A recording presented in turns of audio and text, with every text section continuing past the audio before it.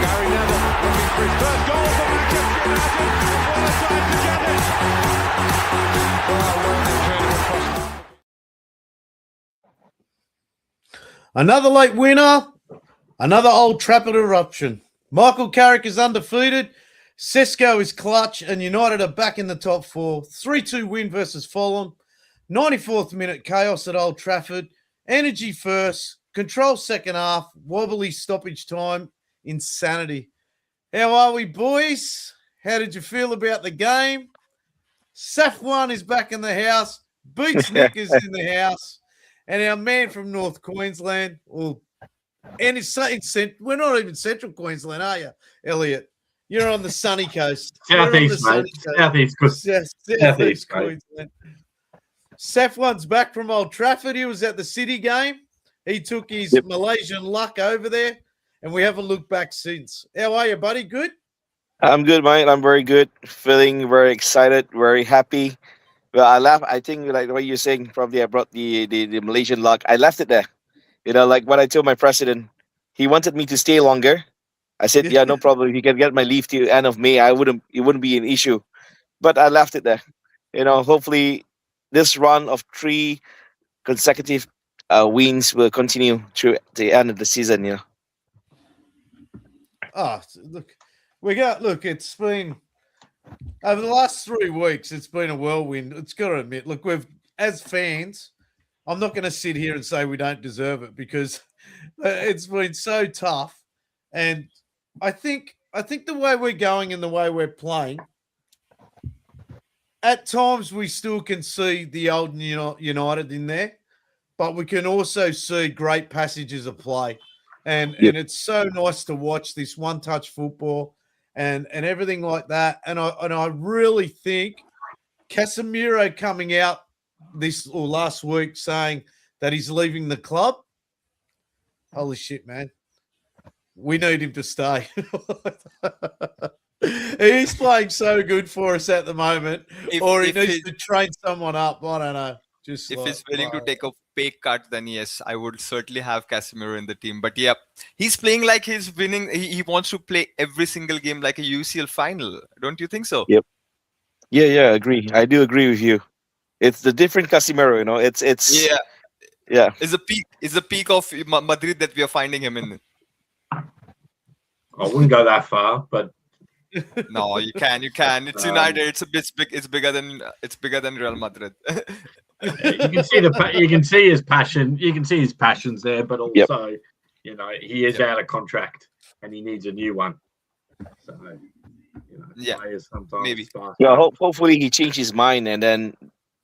But the thing is that to maintain Casemiro, I don't know where he wants to take a pay cut. 300,000 to cut. I don't think so. He will take a pay cut, but I believe that Casemiro will leave with his performance to the end of the season. He will leave in a good way. Yep. Yeah. Oh, definitely. He's leaving a good legacy for himself. That's for sure. Yeah. Absolutely. And he'll leave with with us as fans viewing him as a great. But yeah, definitely like that extra 350k saving on our wage bill. That actually. But who do you think could right now? Look, do you know what? Do you know what? I was thinking about that before the pod today, and I think if you watch that Fulham game today, and someone that we have actually been interested in before, and who I was actually quite impressed with because he's quite calm, is Sanderberg for Fulham. I think he's because the profile of player that we have been interested in, your Elliot Andersons, your Believers, your Wharton. That's not the profile of player that replaces Casemiro. And I think with this, if we're going to positively think that, maybe Carrick stays on and this style of play then continues, we need a like replacement for Casemiro, let's say pie in the sky. And I think a player like Sanderberg who can, I guess, shore up the defence, protect us like what Casemiro does, but also have that eye for good link-up play within the midfield would be good. But I'm talking pie in the sky here. I'm not talking about absolutes. It's more pie in the sky sort of stuff. But he's looking like he'll be a hard one to replace, I guess, with his current form. Absolutely.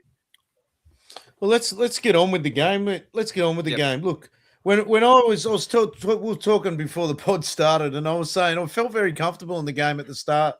At the start of the game, I was doing a little bit of shopping on my phone, and I was really enjoying the game, getting comfortable. But then I thought to myself, while we were doing this and getting into this game, at times it was a little bit. United would sit back a little bit, Fulham would sit back a little bit, and it was a bit of tit for tat at times. But I thought we kept possession really well. But then I thought, and I don't want to bring any players down in this game. I don't really.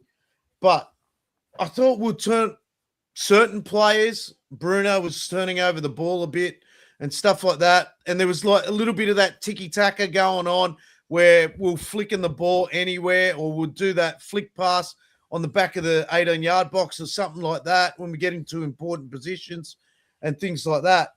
But in that first half, I thought we dominated pretty well. But Fulham had their chances as well.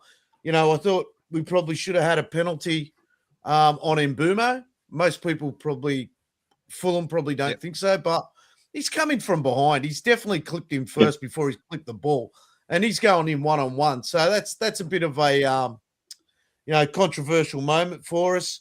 And then we and then the Cunha was in the second half, wasn't it? Cunha's one. Was that the second? First half. First half, yeah.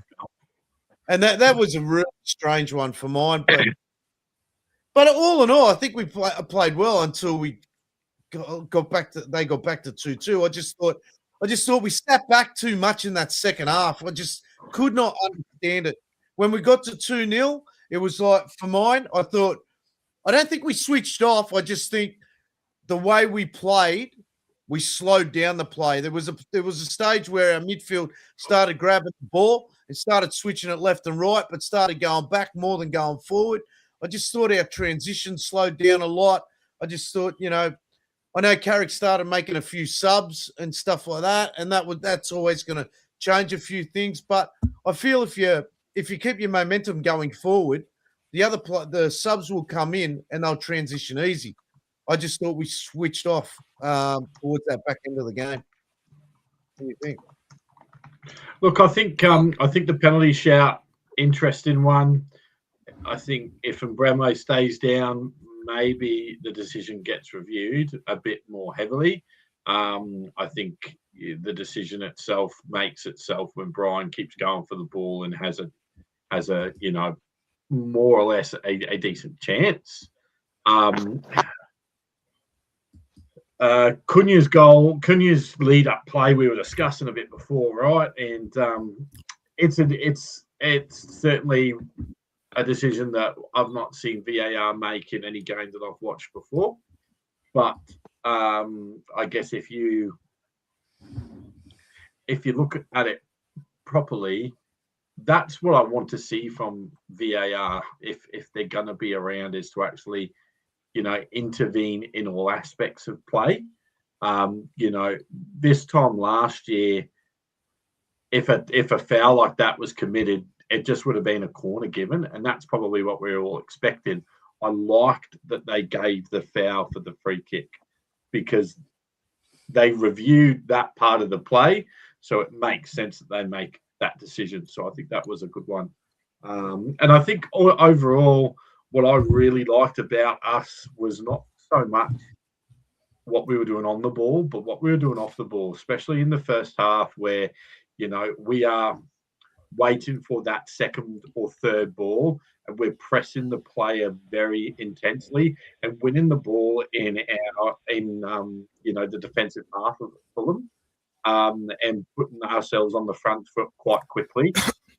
And you could see that in other games as well. Our press from our attackers is really strong, and obviously something that Carrick's worked on in training. So I really like that. I think that's a big positive that we've not had from our team this season, really, before Carrick. So That's a really positive thing. And I also think if you look at our play for that second goal, which was 15 minutes into the second half, we were so patient in the build-up play to that goal, and we really we picked the right pass. We weren't rushing. We were composed, and then we kept that possession along the 18-yard box of Fulham and from side to side, and then that opened up for Cunha, which Casemiro put him in, and that's just United of old, that type of goal as well. Like another version of United of old, where it's not just that counter-attacking football, but it's that patient football looking for the right moment and then backing yourself to make that pass. So I think that second goal was really well played. If you break it down towards the end of the game, I do think that it's just little lapses in concentration just let us down overall for the 2 goals. Yeah, definitely. And then we put ourselves in a tricky position, but we're confident as a team at the moment. So we go and win that. So we go and win the game with an opportunity like that at the end of the game that would have happened earlier on in the season, because we lack that confidence, and the players individually lack that confidence in themselves. So, mate, the mentality of the players is next level at the moment. It's crazy, the mentality. Even like Delot, where he slid that pass through on to Mbumo, and the keeper came out and made that save on him, and Bruno. Even though we didn't get that penalty, Bruno put a beautiful free kick in, like that one-step free kick. I love it. It's just so composed. And then Casemiro, again, I always speak about Casemiro's hunger to score goals and to drive a header in. I think it was just before that Harry Maguire missed a header. It went down. It was a good save, cleared off the line. So the hunger there for goals is there. Look, we're scoring so many goals at the moment, which I'm loving. It's just their keeper had to make a couple of saves as well. Look, I like I said about the game, I think we're a bit lucky at times because Lemans, mate, he's the quiet assassin, our goalkeeper. Honestly, he's making good punches in the air. He's making good saves down to his left and to his right. His ball distribution is so clean, and his organisation in the backs with Harry Maguire there, Martinez, mate, you could compliment each player if they can get that little bit of what do you call it? Like you said, Elliot, where they switch off and try and stay focused and not drop that intensity, mate, the team will go to another level again. So what do you think, Nick? Yeah, I definitely feel like that because throughout the entire game, I feel United were pretty confident. The confidence was because we had really 2 good games against City and Arsenal. That certainly gave a boost in the way the players were lining up, how they played. I think in the last few, the last 10 minutes were quite chaotic. That's I always been talking about. United players lack that concentration whenever we are ahead or we can push a little bit more. That's the same point where we try to step back a little bit. We'll invite pressure, and I feel that comes with the players' mentality. And I feel Carrick would do a good job on that, probably in the remaining of the games. But I think United should be more confident in the last few minutes if we are leading that game, and especially with the team like Fulham, we should be really be in a strong position in the last few minutes. To be honest, I feel all the players. I couldn't even have any single player that I would point it out who was not that bad. Probably. No, I really don't think so. Everyone had their really good game, especially Dallo, for example. Like you said that the pass that he gave to Mbumo. Also, Seshko missing that header, if you remember, when he came. We had a couple of good chances. Yes, we had a couple of good chances. At the same time, the thing that Adam said, there were patches where we were aggressive and then we were stepping back. At the same time, Fulham were a bit aggressive and then they were stepping back. So it was a kind of a chess game that was going on throughout the 90 minutes that we had to see off. But yeah, I think probably this is a really good start considering the way that we have seen United playing against under Ruben Amorim. And I think knowing the fact that we are playing against Tottenham the next and Brighton, if I'm not wrong, after that, we have a very good chance to finish top 4. The way we are playing, it's Manchester United doing this all together. I've got a couple of questions or a couple of things in the chat I'll go through here. Got a new subscriber from Streets to the Stadium. Fulham was so good, though. They played great football. Totally agree, man. It was a tough game. Elliot and I were saying it a lot. We think Fulham is the biggest test than City and Arsenal. So they do play a good brand of football. And anyone who thought that Fulham were going to sit back, there was no chance, man. They were coming at us hungry.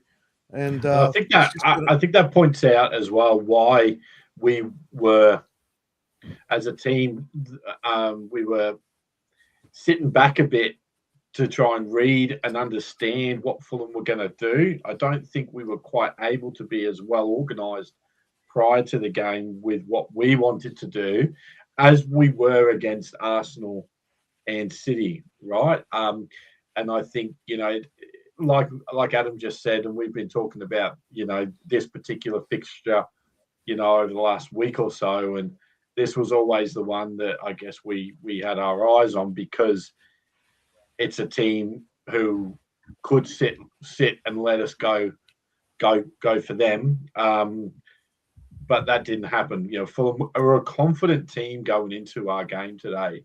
8th in the league. Players like young Harry Wilson in form. Chukwueze, he looked good. Just didn't have the end product, but he was finding himself in pockets of space and getting around us. And they're a very well organised team and a very well organised manager. It was never going to be, a winner, a game that we were easily going to win. And I think, you look at the fixtures that we played before Christmas, and under Amorim, we would have walked away with a point in that game. So it just shows that difference in the mentality of the squad. Mate, their centre halves, Fulham's centre halves was so good. I thought they were exceptional, Fulham centre halves. They're aggressive. They're aggressive in defence. They know how to niggle our forwards, and they're aggressive in attack. I think Jordan was talking about it on our last podcast. So I took real note of the way I think the captain plays as one of the centre halves as well. Very well structured. Yeah, very well structured and very well organised across the back. And I actually thought their cap Anderson, to be honest with you, I thought he was niggling hard, and he was lucky probably a couple of times to stay on the pitch, to be honest with you. But all in all, I think Fulham play a great brand of football. Even for that matter, the centre half, what's his name? Kwanka, if I'm not wrong, he scored the goal which was disallowed. He was pretty good as well with Anderson. Spanish lad. Yeah. So even he had a very good game. Like even in the defensive part, he had a really good. So for example, that tackle that he had against Cunha right outside the box, it was quite good. Should have gone to the corner part, but yeah, that's another discussion to talk about. But yeah, the centre halves were quite good. Iwobi, Chukwueze, even Kevin, who came as a substitute, he scored a blinder, to be honest. So Marco Silva always had a good result against United, and the way we countered them, pretty good, to be honest. Talking about Marco Silva, I've got a question here from Robbie. He goes, would the Fulham coach be considered for United? No. What are your thoughts on that? No, I don't think so. Look, probably if they had got the win, maybe people would question it, but I don't know. I wouldn't think so. We need something more than that. I've seen too much bad from that manager as well. He's done a good job at Fulham, but there are other teams that he's not done too well at, and that's why it's a no for me. Yeah, definitely. I've got what have we got here? I've got Jordan's in the chat. Welcome, Jordan. They have been so good all season, very aggressive and press well. That's Fulham. So Jordan's all over them all the time. So, but I want to talk about where am I? There's my slides. Yeah, I want to talk about Cunha's form. Freaking Cunha, man! I tell you what. Yeah, the thing I love about Cunha is his aggressiveness going towards goal. Going to goal is crazy. He's so confident on the ball, moving forward. He wants to play that 1-2, receive the ball back. And mate, his pace, I reckon within 3 to 4 meters is one of the quickest players over 3 to 4 meters I've ever seen in the Premier League. I've never really taken notice of it, but it was very noticeable on the weekend, especially when he was wide and then they'd switch sides. Ahmed and him would switch sides at times. And then he loves pushing that ball, and he's got great touch for a big man where he'll push that ball within that 2 meter area. And actually Ahmed was doing it as well. Ahmed was doing it at times. I had William here and he brought it up where Ahmed, it looks like Ahmed's doing a shit touch, but it's not. He'll touch the ball hard enough so the player is attracted to the ball, and then he'll just take off down the line with the ball. I've never seen two players on the left and right wing play sort of similar like that. Safwan. Yep. Yeah, I mean, it's nice. I mean, the transition from left to right, as what you were saying, Adam. It's been I think it's been a while since we had players from the wing side.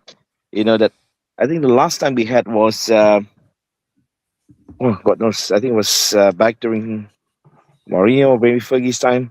So yeah, I think because we tried having I think Mason Mount was there on the left, then he could have played on the right. He's more to the left side. I mean, most of the games during Amorim's time. So yeah, you're right. I agree with you that that transition from left to right between Ahmad and Cunha did make just opponents confused at times. Who is who, and I love what I'm seeing currently. Yeah, the part I love, part I love about it is them drawing the player in, because I think it's big for our midfield. Once they draw that player in, then Bruno and Casemiro and Mainu, that they're able to get involved in the play. It's crazy how just that little touch within that period can involve the midfield a lot more. And like Mainu's one touch, I saw someone post online about I don't know what game he was watching, because he was talking about Mainu losing the ball a lot in the game. And I'm like, I don't think I would love to see a stat on how many times Mainu lost the ball in the game. I reckon it was twice. Bruno lost it way more times than Mainu. And the covering tackles as well that he was making as well.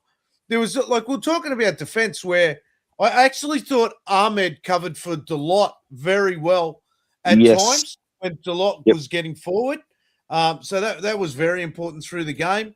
Aside from, which I'll touch on now, aside from the goal, look, but between me, Elliot, and Yoni, we're having a big discussion about this, about that goal. Top class goal, don't get me wrong. Top class goal from Kevin, but it could have easily been shut down. Easily. If you have a look at Ahmed when he's going for the ball, he thinks Delot's got it covered. So he dawdles as a second man into that play. And then as soon as he comes in, Kevin recognizes it. And then as he splits the two, Ahmed just turns. He's not even in the play. He actually walks and thinks he's not going to hit the shot. And then the goal is just next level. It's just like we've had it 2 weeks in a row. And if anyone's seen my reel, I just go off. I call the team useless, the lot. It is an overexpression, but mate, I was so pissed when we copped that goal, because I thought we were on top of the game and it was a goal against the runner play. And I just thought, fuck, you've just switched off for 2 seconds and we've just copped an absolute worldie that's just put them back in the game. You take it back before the goal and talk about the first goal. We've given them the confidence to go and score that second goal Definitely. by conceding that penalty. Yeah. You don't concede that penalty, and we probably cruise to a 2-0 win with a clean sheet. Probably some more positive accolades coming from obviously the win than the 3-2 win. And I guess that goal, there's five players in the back line, and literally just a cut through pass to Jimenez, and he's almost one-on-one on goal. Like, how can that happen? And I think just that lack of shape and structure in that moment in our back line really caught us out for that last 10 minutes and put us in a little bit of a squeaky bum time sort of spot, I guess. And I think because of that moment, Fulham have then got the confidence from previous victories this year, because we've said, and Jordan's mentioned in the comments, confident team. They can go at them again, go at us again, and get a last minute equaliser. It's just good that there was 9 minutes added time, and we have our confidence as a team to pull from as well in our last sort of 2 to 3 games. So what was I still don't even know what the penalty was for. Did Harry Maguire miss the ball? Yes, it was. He got it was him, from mate. Harry. He got him. You watch it back. He did get him, because I kept looking at it and I just couldn't see what the problem was. Look, he's gone to block the ball and he's. Go on, sorry, Nick. No. Please. One of you, paper, scissors, rock. He's gone through to block the ball, and then he's taken the taken the player out in the attempt to block the ball. Like, it's I think Lamont would have saved it, because he eventually came out so aggressively. Yeah. And apparently he did.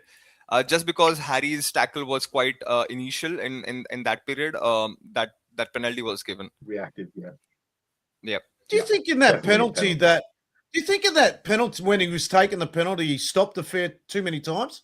Isn't there a rule against that?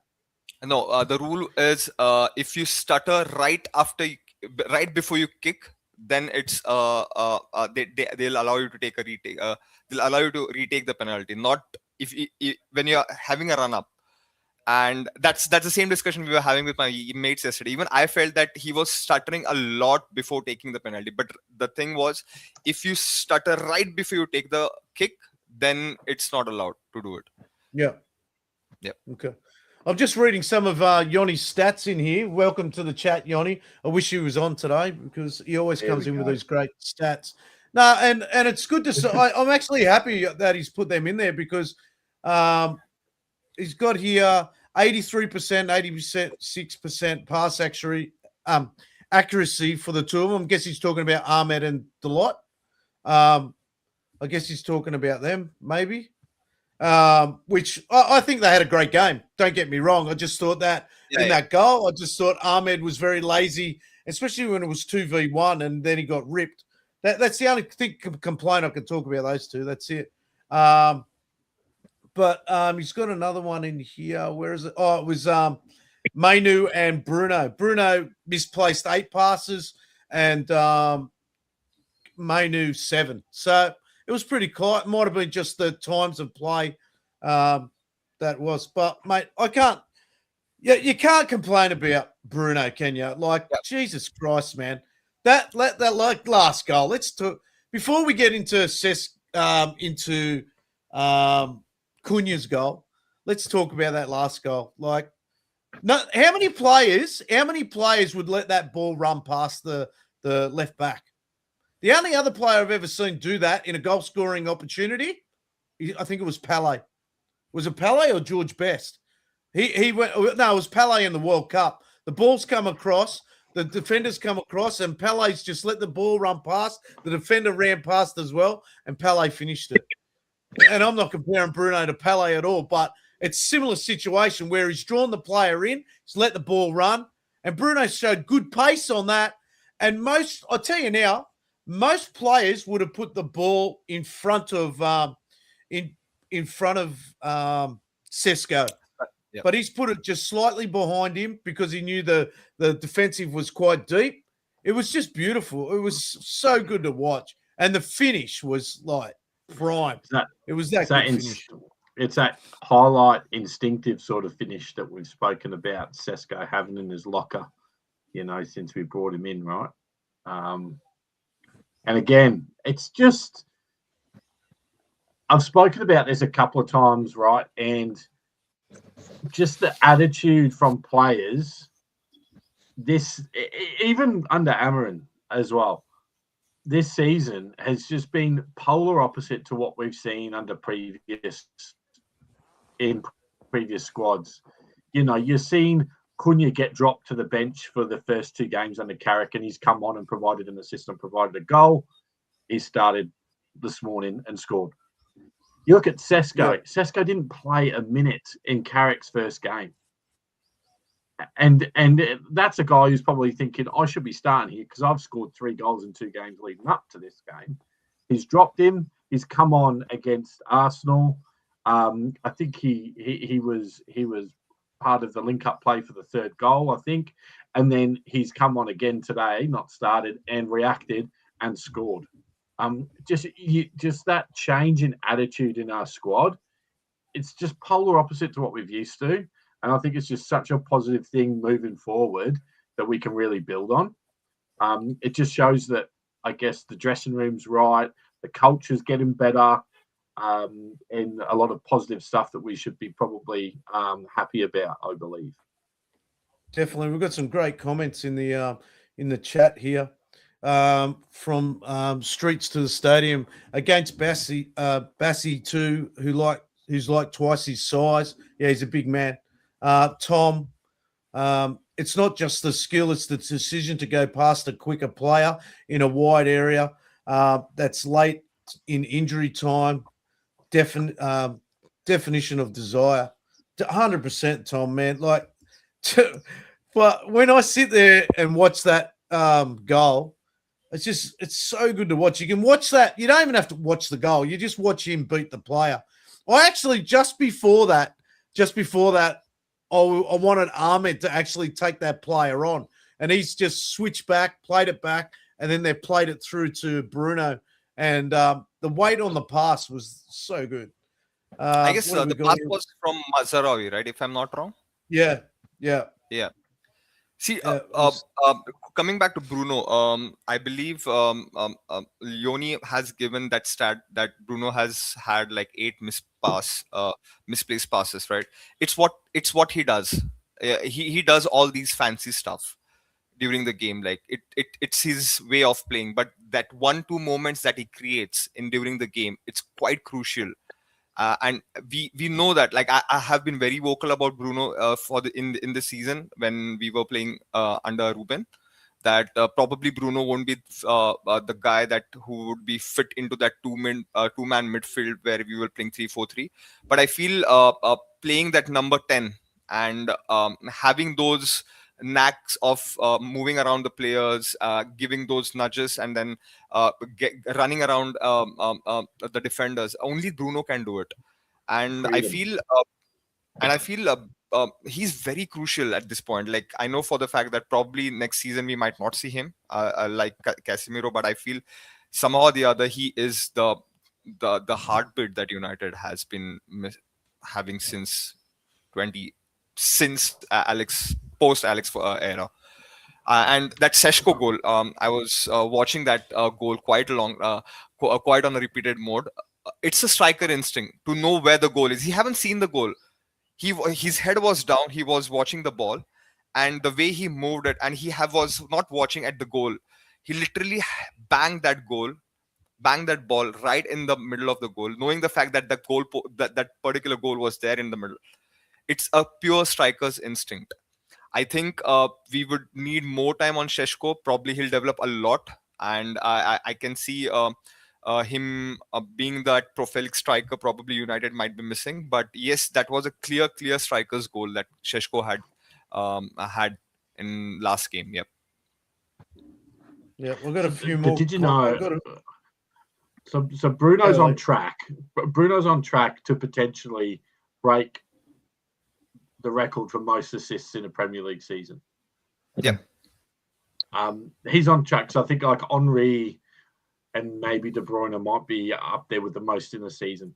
He's on track to maybe break that record. And I think, you know, a lot of his assists have actually come under Carrick so far as well, which is crazy to think how much of a different player he is when he's given just that freedom to roam, you know, and to express himself. You know, I don't think he's given much direction or instruction by Carrick before a game. It's just go and express yourself, bring people into the game, play with that freedom. And we know that, and Carrick probably knows he'll do the basic work, I guess, alongside that. I'd love to see him to break that assist record, by the way. Yeah, you know one thing I do want to see? I want to see referees look after him because he gets butchered far too often, man. He gets trodden on and everything like that. You used to see it in the 90s, in the 90s, even 2000s. Some players used to just get looked after by referees, regardless whether he's having words to referees and things like that. When referees let things go, like that little niggle, that little chop, or that two-footed slide in, whether they get him or not, Bruno's going to say something. I know what being that player is. You're always going to say something, and referees need to recognise that and protect him a bit, because the last thing you want to see is this guy out with a broken ankle just through a shit decision by a referee that can't have the player's welfare in his benefit. Like, it's just ridiculous. There was like 3 or 4 occasions before the referee gave a free kick against him on the weekend. And it should be straight away. It should be, if someone comes flying into him or just even a little nickel. There was one time the players chopped him that bad, his boots come off. Like, and it's just play on.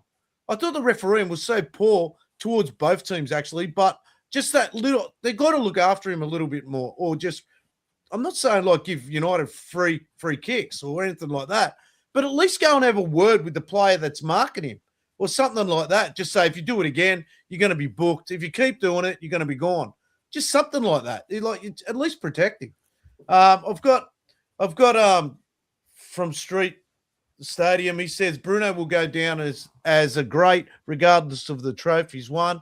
100%, man. Look, Yep. I always relate like this period to the 70s. There's so many great players that came out of the 70s and the early 80s. Bruno Fernandes will go down, and I've had my issues with him, 100%. But he will go down as a great, hands down. And look, let's not forget, he's won trophies. The only thing he hasn't won here is a Champions League and a Premier League, which are 2 very important things to win.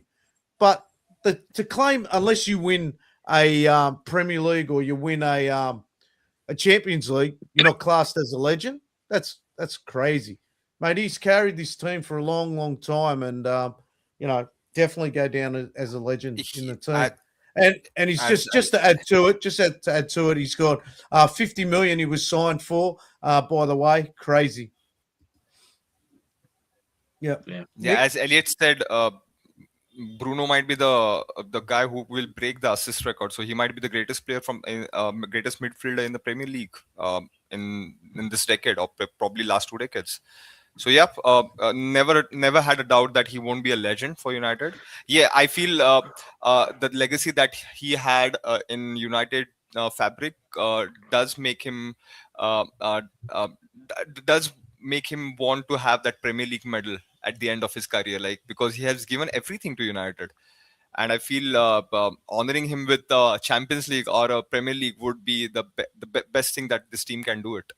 Probably in next 2 years if he stays back in United. I've got news for you. It's just coming in. We're winning it this year, mate. All right. You have been very optimistic, Adam. The moment Ruben Amorim is sacked, you have been very much optimistic. It's all about Safwan getting to that City game. I've got a comment in. Okay. I'll read this and then go in, Safwan. This is from Yoni. It's nice to see Bruno get some appreciation. Far too long he didn't, due to being at United. But now that United is owned by an Englishman and they do well, finally media don't push the agenda. Safwan? Okay, going back with regards the team winning. I mean, I share the same sentiment as you, Adam, because there was an article that just popped up this afternoon. Um, Back when Newcastle was leading the league, where they are where Arsenal is at now is almost similar where Newcastle was, and where we were at that position, the same position we're at now. I mean, we were like third place, but with the points at that, the current points that we have, look what happened. Anything can happen. We have like another 14 games to go. Anything can happen. What We've we got United have to do is just keep on winning, regardless of yeah, score. Just keep on winning, get the 3 points, forget about the rest. We only have the league to think. We don't have any cup competitions to think about. It's only to win and a place in the Champions League. So, like what Adam said, we might just win it. Anything can happen from now up to May. They have I'm they have Champions League. They have all the cup games coming up. Yeah, sorry, I'm Nick. Yeah, waiting Arsenal. I'm waiting Arsenal to bottle. I'm so eager Arsenal to bottle that I hate Arsenal to see this.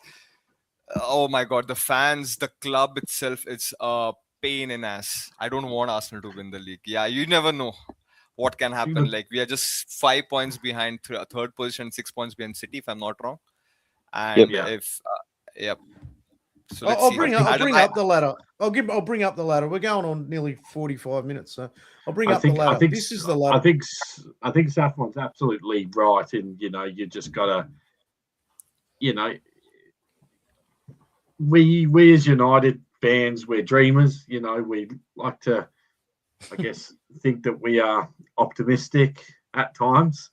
And I think all we've just got to do is just worry about ourselves in our own game. And I love the terminology that Carrick uses in his press conferences. He said, "Yep, it was a big game. We got the result. It's a bigger game next week." And he'll keep using that, and he keeps using that same terminology in his press conferences. It's a bigger game next week.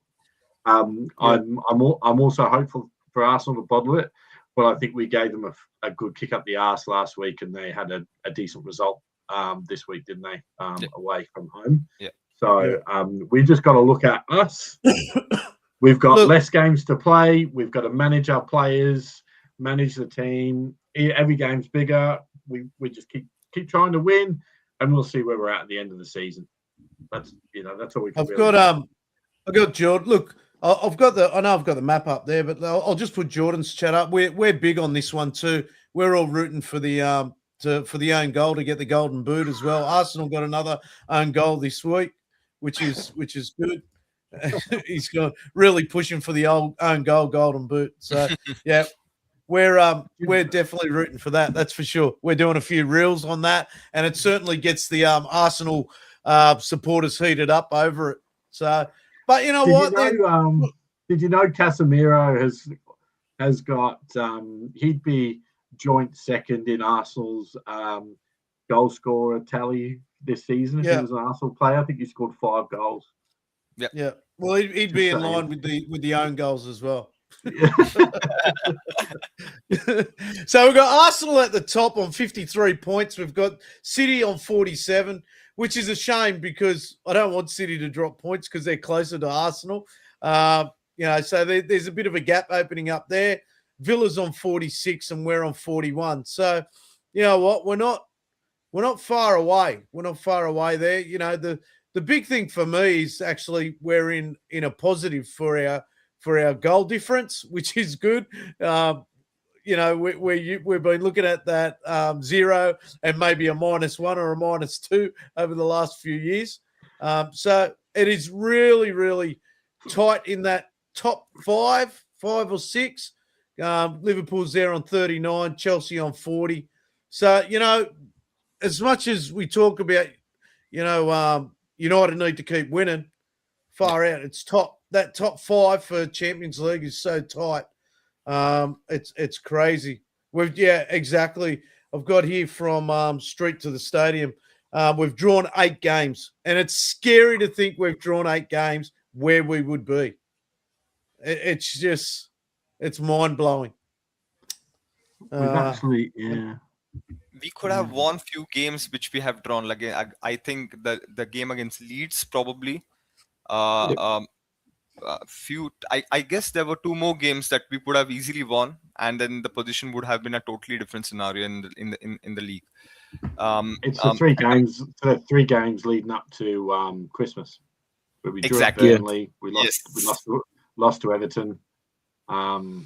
Yeah, and then the Leeds game as well. Those 3 games would have made A position big like difference. a big difference, and Adam would have been more optimistic. Probably, that guy who is trying to shave his head after if we win that Yep. 5 straight games. Probably Adam would have done totally opposite of it. He would have grown hair on his head. We would have been in that position, but yeah. And I feel Arsenal is yet to play against top guns in this second half of the season. I guess they have game against Tottenham. I believe even they have not played against Chelsea, City. Yeah. So a good chance at least to yeah. They played us. They played us, but we won that game. That's what I'm saying. But there are a few more games down the line that there's a quite tough fixtures for them to and just like you said that they are still in the contention Champions League and FA Cup as well as the EFL if I'm not wrong. So a pretty tough situation for Arsenal. But I don't want to talk about them. Let's talk about United and see how we capitalize on this situation and try to win as much as possible. Like it's realistic. I'm not being a dreamer. I've always been a realistic guy. I feel top 4 was always the contention that we always had in this season. But let's see. So that moves me into this look here. I want to this look here. No look past Acuna, man. Holy shit, man! How much confidence you got to have to play that pass? And if you have a look at, I should have got a map up how many players were around in that pass. I think there was 3 Fulham players that were in right where he slid that pass through. 3 players. And look, he's looking at Luke Shaw on the other side. What a pass, man! Like, Dino, you wish you could play like Casemiro, mate. Everyone would love to play like Casemiro. Let me tell you. Mate, it's just that good a pass, how he slid that through. And look, the finish was even better. Holy shit. To have the nerve to just go, I'm going to smash that in the top, near post top corner is just ridiculous. 2 Brazilians. When was the last time, you reckon, for Manchester United, 2 Brazilians had an assist and a goal together? I don't know if Rafael had one with his brother, but yeah, I can't think of another time. It's just crazy. We had Anderson, but I can't remember whether we had who was the one who passed it to him, the goal that he scored, the last one. Yeah, I wouldn't have a clue. But yeah, mate, crazy goal, crazy pass, confidence. Yeah. But you guys realized that when Casemiro scored the header, they were like putting on the replay that the way Cunha hugged Casemiro, it was like the kind of love kind of thing bonding between both of them, the 2 Brazilians, like a respect. Like for me, I believe it's like a respect, like a big brother. It's like, a junior and a senior in the Brazilian squad. That love between both of them, I tell you, it was like wow. Bromance. Yeah, the bromance. Yeah, that's right. That's the word for it. Yeah. Every single fan could relate that hug, like when he had that. Is that for his goal? For Cunha's goal? Have you seen it for when Casemiro scores? Yeah. So Cunha just like caresses his head into his Yes, exactly. both the instances. Yeah, for both goals. Yeah, And look, then when they're on also- the bench for the Sesko goal as well. yeah, I think yeah. I was about to say that. Yeah. and then sorry. No, go, Nick. Go. And I feel the entire squad is quite jubilant. I've seen Zirkzee not celebrating the way he celebrated Seshko's goal, knowing the fact that Seshko has already taken his position. He's not playing at the moment, Zirkzee.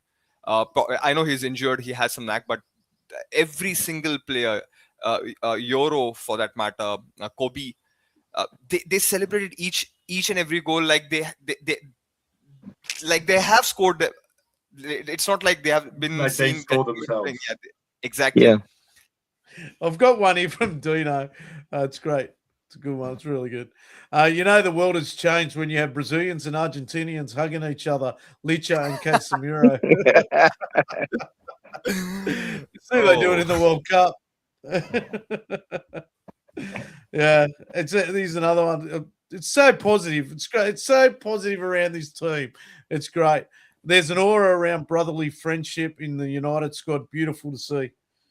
It is. It's really good. Like far out. And you know what? You come on doing these podcasts, and as much as as I'm watching the game, I do critique the game a fair bit.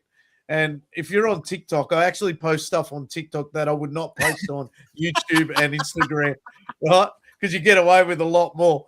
And I look back at some of my stuff that I post of myself, and I think I learn lessons all the time, especially on the pod, doing reels and everything like that. Ellie and I had this conversation this afternoon, and I get that excited for games, and I throw so much passion at everything I do. I thoroughly enjoy all the people that are in the comments. We've got TikTok going as well. We've got Instagram going. I've actually put Instagram on the back burner here. We've actually got some comments there. I forgot to read them, but it's a great time to be a United supporter at the moment. I hope it may continue for the rest of the season, that's for sure. And we've probably got to be careful of, if we do lose a game, 2 or 3 games down the track, we don't blow up about it. We've just got to take it as we're building and then go again. And I think that's a big thing with United fans, and especially me. Got to stay calm at times.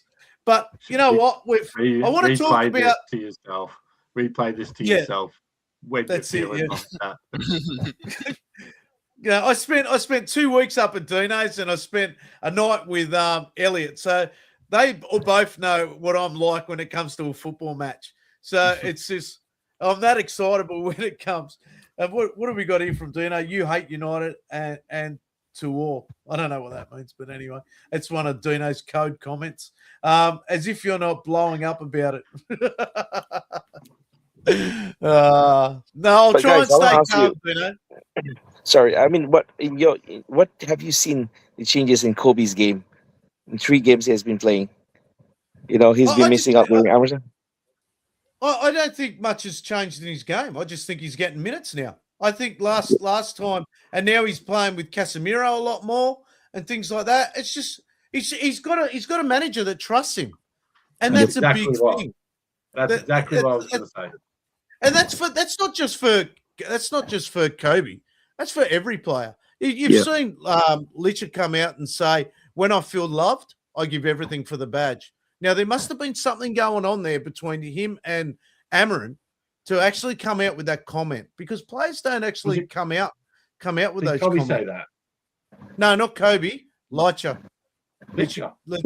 Yeah, Martinez. He said it. And he played under Amarin.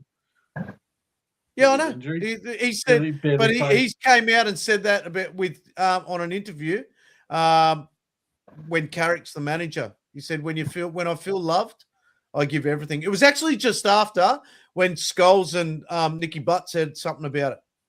Yeah. So, yeah. Excellent. What have we got here? We've got Yanni back in. I need a podcast of Adam trying to pronounce names. I'm trying my best, Yanni. I'm trying my best. You know what? It wouldn't be the same pod if I didn't. I've been doing it since day dot, so it's probably been 6 or 7 years since I've been doing it. I'm surprised I can say Yanni. Adam, who is the French young defender that we have right now? Please pronounce it. I've got no idea. French young defender. In the current, the current squad. Lenny Yoro. Oh, Lenny Yoro. I want Adam to pronounce it, man. I wanted Adam to pronounce it because I know how he set it up. Euro, he said. Every time he say Euro. I got corrected by Elliot and Yanni, so I'm Yoro. Yeah, that's all good, man. Look, this even Ahmed. Even Ahmed. It's not spelled. It's not spelled ARMED. It's spelled Ahmad. doesn't matter, Ahmad. Elliot. It does. Ahmad What's it matter Diallo. to you? What's it matter to you? Well, I get confused. I think you're talking about Ahmed or something like that. Mate, you're talking shit now. You read Yanni's comment in the YouTube. No, I didn't. Yeah, you couldn't come up with a call like that. I could. I did. I literally just did. Yanni said it before.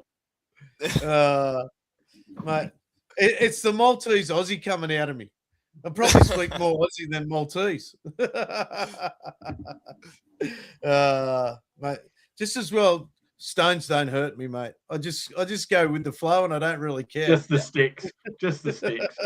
That's the sticks. That's it. Yeah. So, all right, boys. Well, we've gone through everything. So, we can have a look at the other results if you just want to have a quick look at the results. We've got Arsenal 4-0, Bournemouth 2-0. What do we got? Brighton, Everton 1-1. Chelsea, West Ham 3-2. It was good to see Garnacho get hooked at half time.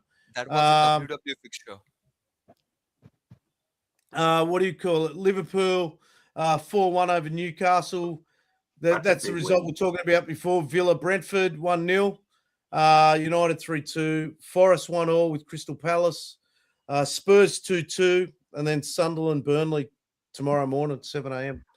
I thought Leeds were going to get something over Arsenal. That's a big win away at Ellen Road, in my opinion. That's just like we're not.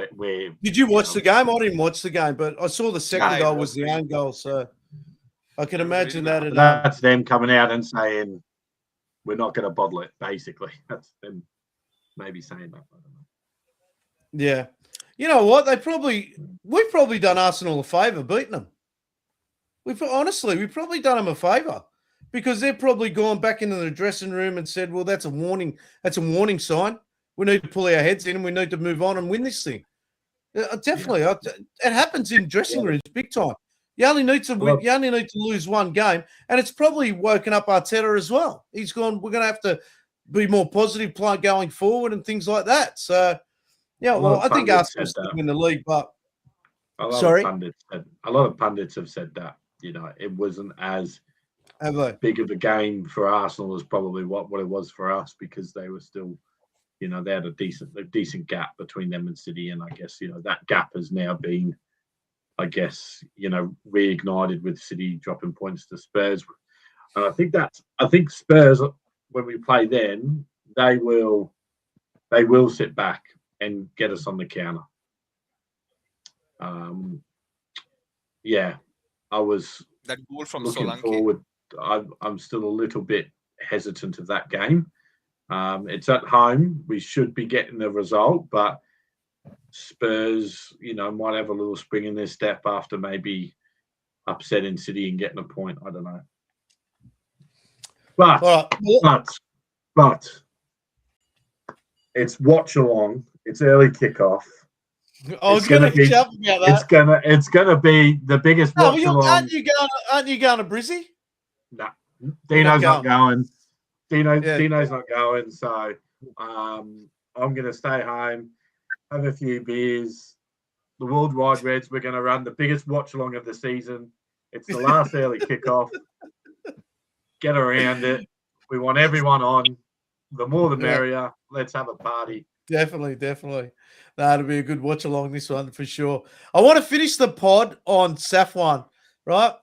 So if most people don't know, Safwan just been to Manchester and he was at the City game and everything like that. And he won tickets to go over there. So I want to hear about Safwan's trip to Manchester and what he did, who he met up with, and the positive outcome at the game and what the atmosphere was like and how it all went down. Fill us in, mate. Okay, so I won last year. We had in Malaysia, under United Malaysia, we have our annual dinner every year. So from the annual dinner, we have the raffles ticket draw.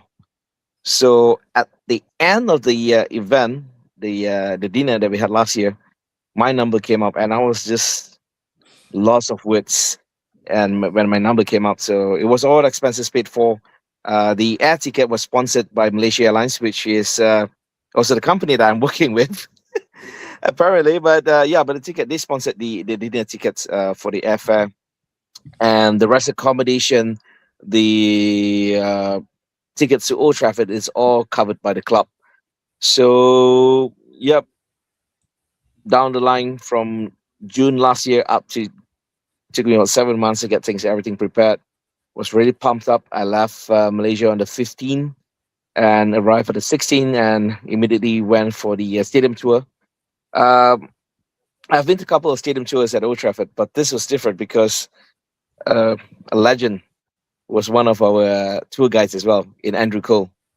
Um, No, so he brought us around together. It was nice to have a legend next to you without any bodyguards and securities. You can just chat with him like he's just your buddy. And like old buddy can just, he was walking next to you, ask questions while walking, and while the tour guide is, telling us what is what. And so, and on that day itself, we had Dennis Irvin as well, but it was split into two. So I was like caught in between. Should I go with Cole, Irvin? Cole, Irvin. They're both my favorite players, when I was growing up, back in the 90s, watching them play. But yeah, I would have been Cole anyway. So, yep, very insightful. Well, normally the stadium tour, I think, takes about like 40 minutes, half an hour or so. But we went up to about an hour plus of tour with Q&As and so on. It was fun. It was fun. Certain insight, much more detail with the tour of the stadium. Some controversial questions was popped up, but not to be mentioned here online. Uh, and yeah, the day come the next day. I was up at like 4 a.m. in the morning, UK time. The game was starting at 12 in the afternoon, but I was wide awake at that time. Really pumped up to get on with the game. Took the tube. This is something not many people know.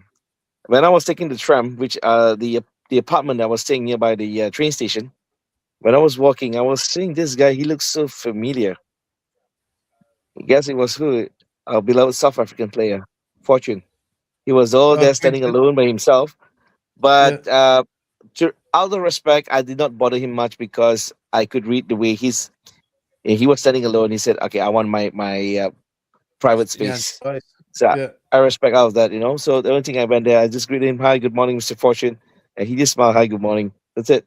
I don't have to bother him that much. So went off to the stadium. We walk. I tell you, you could feel I was like onwards to Old Trafford. That vibes when you get up from the train is what's really there. It's like, wow, Yeah. words can't.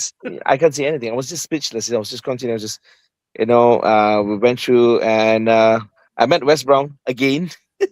I don't know. I think within the gap of 3 years, I think Wes Brown could recognize me. I was because he was actually having the photo opportunity with the fans under the Visit Malta.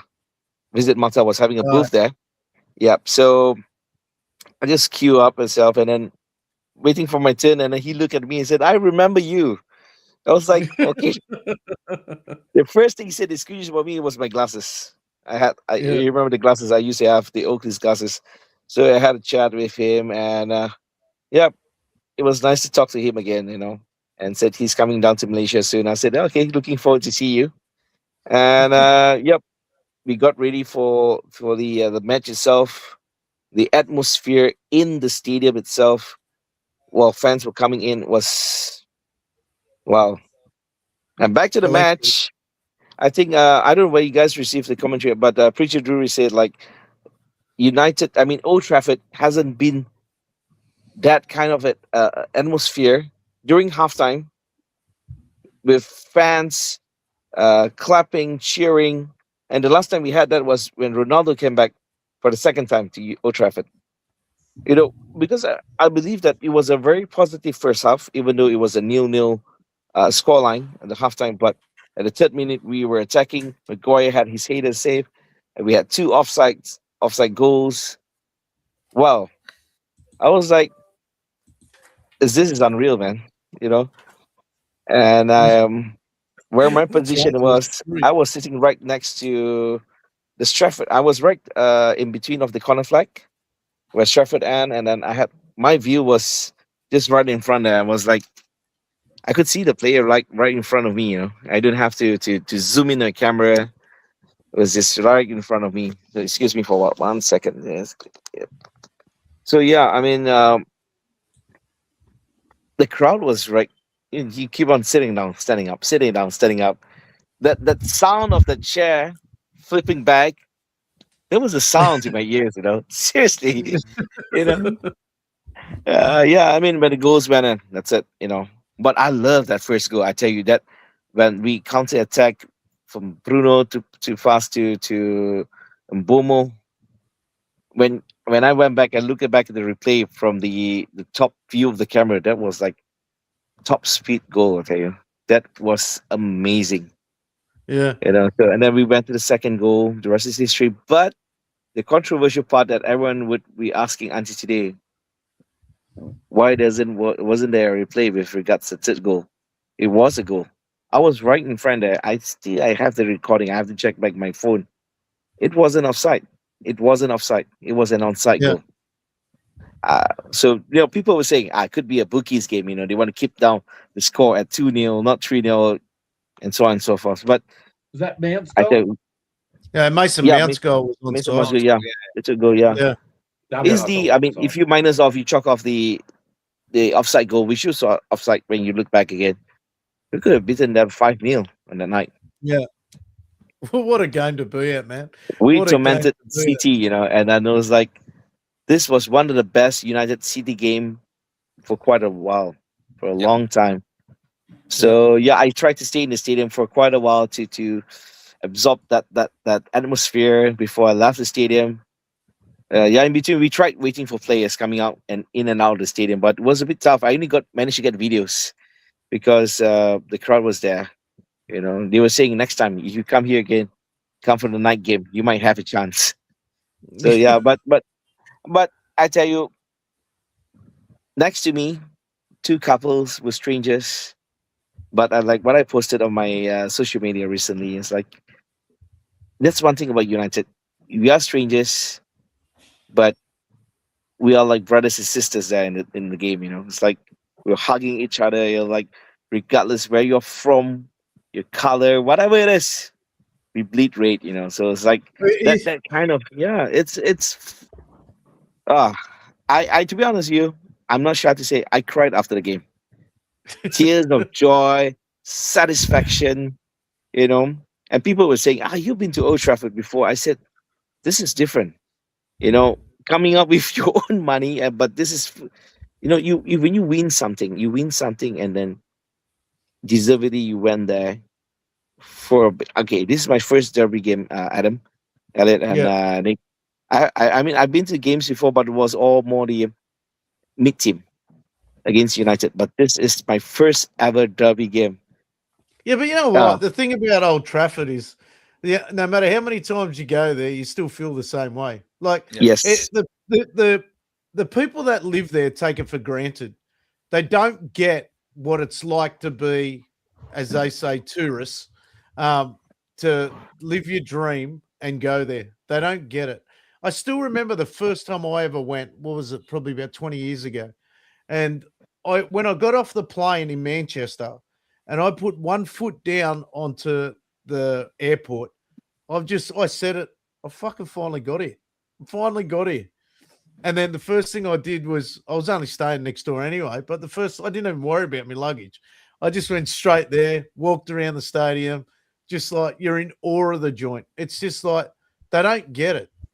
And they can talk about half and half scarves and everything like that. Like Elliot's off there this year as well in April.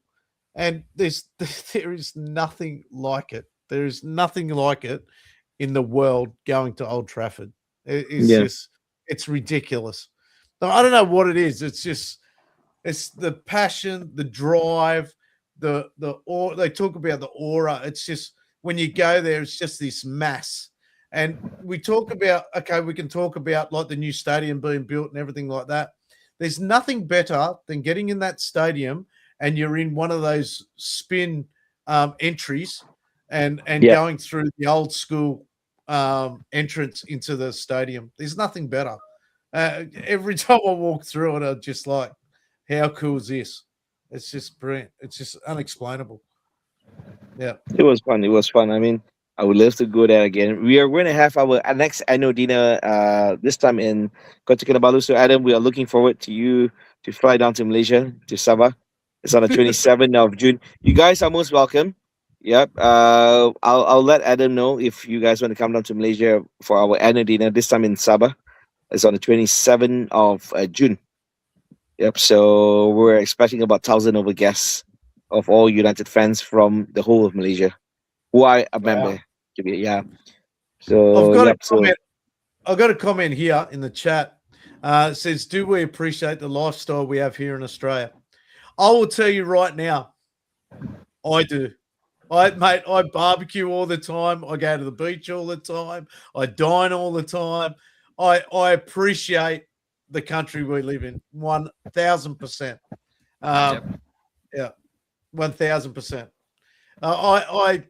I always talk about my wife and I always say to my wife, whenever we're sitting at home and going, what the hell are we doing here? Let's go out. I hate being at home. I've always got to be doing something. And we're very fortunate in this country that we can do stuff like that. The only problem with Australia is it's so fucking big. Yeah. That's the biggest problem with it. It's just so big. Yeah. Yeah. Anyway, that was a good chat. I enjoyed that. I can see everyone reminiscing in their head, just going, we've got to get Actually, there. I was in the story when Stefan like- was narrating his share of Old Trafford trip. I was trying to be a part of his story. Like, okay, I'm right beside him. I'm okay. Probably that couple who was hugging each other, probably that one guy might be me. But yeah, it's a really, really good story that you have. Like, kudos to Stefan. Yeah. Hopefully thank one you. day I can visit Excited. Old Trafford. I tell you what, right? So if anyone doesn't know, Elliot's probably about 6'3", all right? So would you be 6'3", Elliot? Yeah. Yeah, he's and the seats at Old Trafford at that time, like you're going to have to be in the standing area, I reckon, Elliot. Well, I'll take whatever the supporters club can arrange for me, mate. But I just can't wait. It's been. If any of the supporters club are willing to sponsor me, I'm ready to go. Yeah, it's been 8 years, I think. 8 years for me since I've last been. So a lot's changed in that time. So I'm really, just super excited. Leave the kids with my cousin down in Wales for the day. Me and the missus will go up and hopefully watch the Forest game.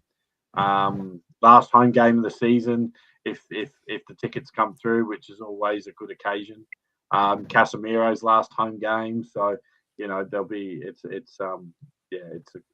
be a good game to go and see. Hopefully the tickets come through. I've got a couple of people hunting around for me. I've got Paul seeing what he can do, and then I've got Keith at the Brisbane Supporters Club who's going to try and get an application for me to hopefully get a couple of tickets. So. Yeah.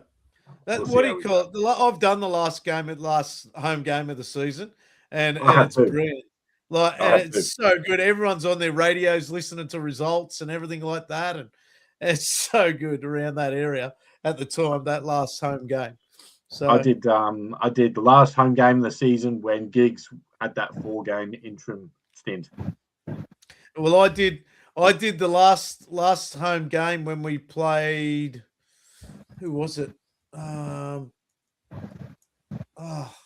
was it? Can't remember who it was.